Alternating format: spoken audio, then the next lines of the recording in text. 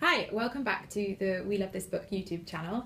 Today I'm going to talk through some of the books that are coming out in January that I've really enjoyed reading. So I've got 5 adult fiction books and 1 YA fiction book. So this is the YA book. It's called The Art of Being Normal. It's by Lisa Williamson and it's from David Fickling Books. This is a book about transgender teenagers. It's about a boy who wants to become a girl and his journey to telling his friends and his parents and how he deals with that. But it's also really, really funny at times. It's really charming and it's got a really uplifting, inspiring ending that kind of reminds me of a kind of John Hughes film, like kind of something that should happen in The Breakfast Club or something like that. Okay, next, this is Curtain Call by Anthony Quinn. This is coming from Jonathan Cape. This is a kind of, I was going to say mush of genres. It's kind of merge of lots of different genres. It's quite difficult to categorise. It's set in, I think it's 1936. Yes, I was right. 36. It's set in 1936 and it's part murder mystery, part love story, part kind of historical political stuff. It's a real mix of literary, but also it's got a really good plot that will keep you turning the pages. You want to find out who committed the murders, but the characters are also really, really engaging all the way through. This is Mobile Library by David Whitehouse and it's coming from Picador. This is a proof and actually so is Kang, so the final covers are going to be different to these ones. I really loved this one. It is about a 12-year-old boy called Bobby who lives with his dad who's abusive, and he ends up running away with a mobile library and the woman who cleans the mobile library, and it's a wonderful balance of it's funny but it's heartbreaking. There's bits that are really sad and an exploration of family and the family that you choose yourself.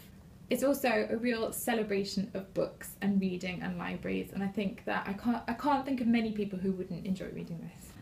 Next is Lost and Found by Brooke Davis and this is Hutchinson. This is kind of in the mould of things a little bit like The Unlikely Pilgrimage of Harold Fry. It's a journey and there are an elderly woman and an elderly man and a little girl who end up on a rather surreal journey across Australia after the little girl is left in a department shop by her mother.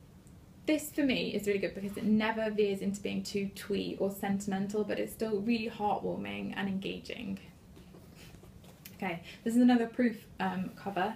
The real cover I've seen on a picture, and it's actually, you can't really tell, but like this is a bit of a raw steak and there's a tongue on it and it's really unnerving, which fits the book. This is called The Vegetarian. It's by Kang and it's Portobello Books. This is, if you like something a little bit weirder, it's a brilliant mix of, it's very lyrical but it's also quite visceral at times. It's about a Korean woman who becomes a vegetarian and the effect that that has on her family relationships. It gets quite weird quite fast, but I couldn't put it down. There's some things that will really kind of turn your stomach. There's some quite extreme scenes, but it's incredibly well written and will completely engage you. And finally, there's another proof cover, and this is Alice and the Fly by James Rice, which is coming from Hodder. This is one of my absolute favourites for January. It is about a boy who has severe arachnophobia, and it's his diary leading up to an unnamed event that's happened, and when it starts you think it's kind of very charming and whimsical, and then you realise that it's actually something really, really dark is going on. The voice of the main character really pulled me in straight away, and it's one that you will want to read in one sitting. Sort of note of the curious incident of the dog in the night time, if that's your sort of thing. It's most definitely an adult book, although the protagonist is a teenager. So out of all of these books, I really enjoyed all of them, and these are my favourites for January. This is probably my favourite of the bunch. We would love to hear what you're looking forward to reading in January, so let us know in the comments below.